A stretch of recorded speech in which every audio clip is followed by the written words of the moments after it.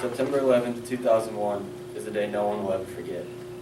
On this day in history, 19 militants from Al-Qaeda hijacked 4 U.S. airliners and carried out one of the most devastating attacks our nation has ever witnessed. 2 of these hijacked planes crashed into both World Trade Center towers. One was flown into the Pentagon in Washington, D.C., and the 4th was crashed in a field in rural Pennsylvania after the passengers took over the plane. According to History.com, these attacks left over 3,000 people dead. This included more than 400 police officers and firefighters. The attacks left the nation in a state of shock and mourning. Major icons were shaken, and people were scared. From George W. Bush all the way to Vladimir Putin, who sent a telegram to President Bush saying, quote, "Such an inhuman act must not go unpunished," end quote. This was reported from CNN.com. It seems odd today given our tensions with Russia, but the circumstances justify the response. One other response to the madness came from the famous sports broadcaster Jack Buck. Jack Buck was a longtime St. Louis and national sports broadcaster. According to notable biographies, he was a sports broadcaster for over 50 years, covered 8 World Series, 17 Super Bowls, and worked as a St. Louis Cardinals baseball broadcaster from 1954 to the year 2000. He had a list of famous calls that are replayed over and over. One of the most famous is his call from the 1985 National League Championship Series when Ozzie Smith hit a walk-off home run to win the series. The famous "Go crazy, folks, go crazy" speech, quote.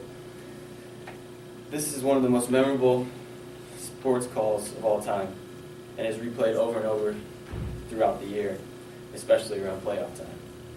He was an icon in the sports world. People looked up to him.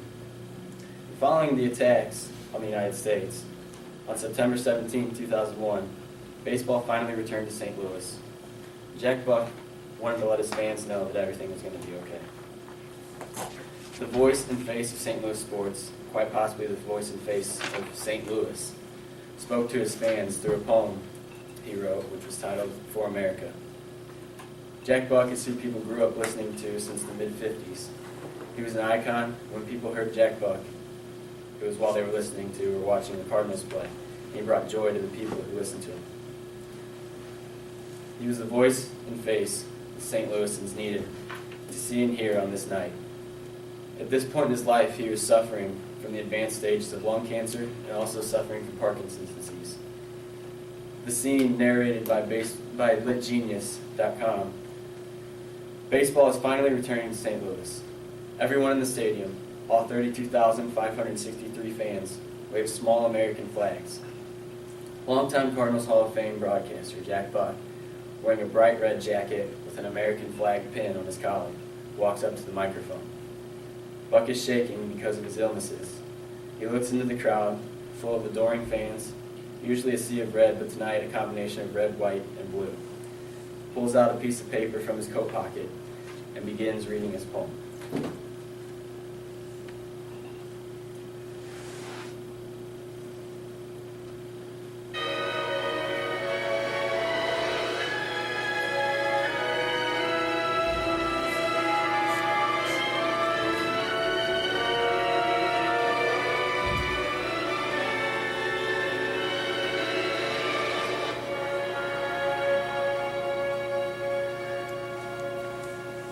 Since this nation was founded under God, more than 200 years ago, we have been the bastion of freedom, the light that keeps the free world aglow.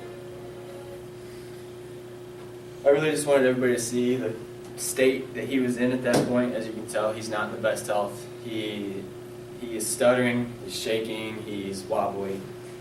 But his voice was firm, and he sounded brave and strong, even though he was weak from his sickness.